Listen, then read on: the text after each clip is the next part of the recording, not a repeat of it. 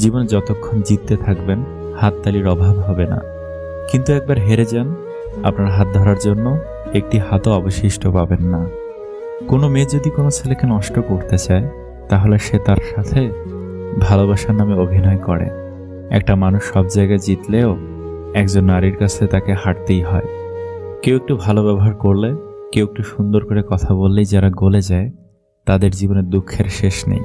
প্রেমে বিচ্ছেদ হওয়ার কারণে যদি কখনো তোমার মরে যেতে ইচ্ছে হয়, তবে বাড়ির আশেপাশের কোনো হাসপাতালে গিয়ে দেখো, শুধু একদিন বাঁচার জন্য মানুষ কতটা লড়াই করে, একবার বুক ভরে নিঃশ্বাস নেওয়ার জন্য কতটা ছটফট করে, একটু সুস্থতার জন্য প্রভুর কাছে কতটা আকুতি জানায়।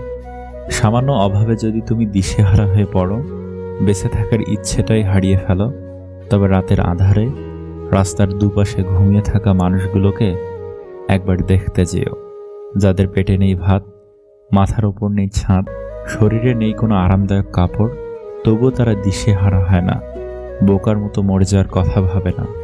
যদি গায়ের রং কালো হওয়ার কারণে তুমি নিজেকে লুকিয়ে রাখো অন্যদের কাছ থেকে, ভয় পাও কিছু করতে, ছোট ভাবো নিজেকে, তবে অ্যাসিড ঝলসে যাওয়া মানুষগুলোর দিকে তাকাও।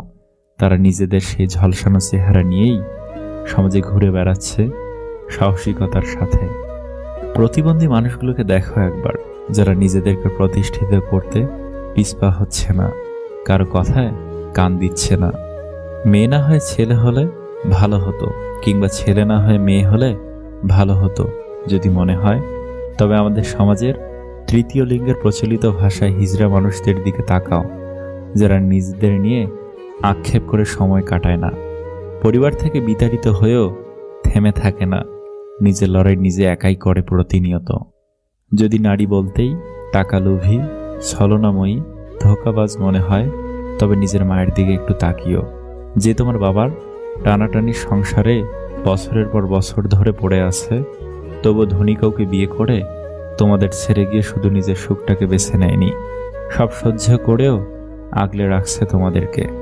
যদি পুরুষ বলতেই দেহলোভী, মেয়েবাজ মনে হয়, তবে নিজের বাবার দিকে একবার তাকিও, যার ছোঁয়ায় থাকে না কোনো লালসা, যৌনতা কিংবা হিংস্রতা, যে তার মেয়ের সবচেয়ে নিরাপদ আশ্রয়স্থল, যে নিজে জীবন দিয়ে হলেও আগলে রাখার চেষ্টা করে মেয়েকে। নিজের মধ্যে যদি কখনো অহংকার এসে পড়ে, কিংবা নিজেকে বড় মনে হয় সবার থেকে, তবে কোনো এক কবরস্থানে যেয়ে কিছুটা সময় কাটিয়ে এসো। সেখানে তোমার চেয়েও বড় জ্ঞানী, বুদ্ধিমান, সুদর্শন, সফল, ধনবান ব্যক্তিরা শুয়ে আছে। বিশ্বাস করুন,